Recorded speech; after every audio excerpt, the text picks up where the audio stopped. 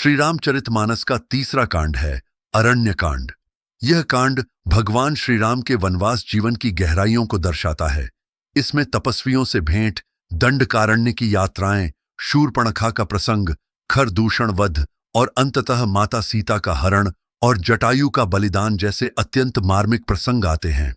श्री राम, सीता और लक्ष्मण चित्रकूट से आगे बढ़कर अनेक आश्रमों में राशियों से भेंट करते हैं। सभी आर्षिगण प्रभु श्री राम को देखकर आनंदित होते हैं और उन्हें राक्षसों से यज्ञों की रक्षा का आग्रह करते हैं।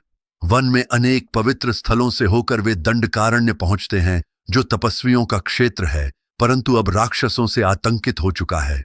एक दिन राक्षसी शूर्पणखा श्री राम को देखकर मोहित हो जाती है और विवाह प्रस्ताव रखती है। श्री राम विनम्रता से उसे अस्वीकार करते हैं और लक्ष्मण की ओर संकेत करते हैं। लक्ष्मण भी उसका मजाक उड़ाते हैं। क्रोधित होकर शूर्पणखा सीता पर आक्रमण करना चाहती है, लेकिन लक्ष्मण उसकी नाक काट देते हैं। अपमानित होकर वह अपने भाइयों खर और दूषण को बुलाती है। श्री राम उनका वध करते हैं। यह प्रसंग अधर्म पर धर्म की विजय का प्रतीक बनता है। इस घटना की सूचना लंका के राजा रावण को मिलती है। वह अपनी बहन का अपमान सहन नहीं करता और प्रतिशोध की भावना से मायावी मारीच के साथ योजना बनाता है। मारीच सोने के हिरण का रूप लेकर सीता के समक्ष आता है। सीता उस हिरण को लाने की इच्छा प्रकट करती है। श्री राम उसे पकड़ने जाते हैं। मारीच मृत्यु से पूर्व लक्ष्मण की आवाज में पुकार लगाता है। सीता व्याकुल हो जाती है और लक्ष्मण को राम के पीछे भेजती है। रावण अवसर का लाभ उठाकर साधु के वेश में आता है और सीता का हरण कर लेता है। रावण जब सीता का अपहरण कर रहा होता है, तब पक्षीराज जटायु रावण को रोकते हैं। दोनों में भीषण युद्ध होता है। वीर जटायु रावण से युद्ध करते हुए गंभीर रूप से घायल हो जाते हैं।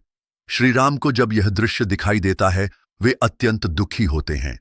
जटायु अंतिम समय में प्रभु राम को सीता के अपहरण की कथा सुनाते हैं। श्री राम उन्हें कृतज्ञ भाव से मोक्ष प्रदान करते हैं।